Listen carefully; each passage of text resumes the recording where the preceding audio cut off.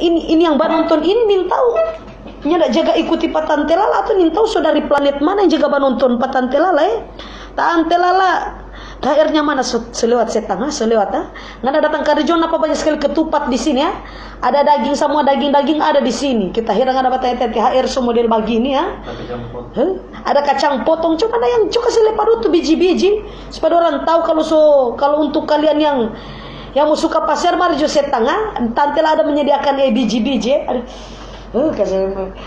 peste ngamati abis ini pokoknya syukuran berapa kali Tante Lala mulai pokoknya Tante Lala syukuran mulai kurang berapa kali ini meminta izin dari Pak owner yang terkutuk dulu supaya Tante Lala mau close live dulu sementara insya Allah mau fokus dulu mau fokus dulu Tante Lala kenapa dia sudah jaga bagi-bagi kontraksi tidak tahu kontraksi palsu atau kontraksi baik.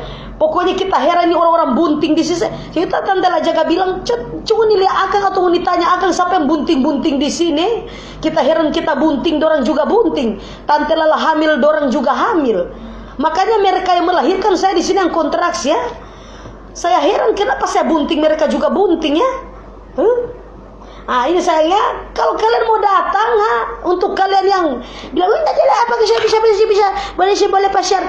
Kalau untuk kalian yang mau pasiar sayang ini ada biji-biji ya Tante Lala menyediakan biji-biji ya.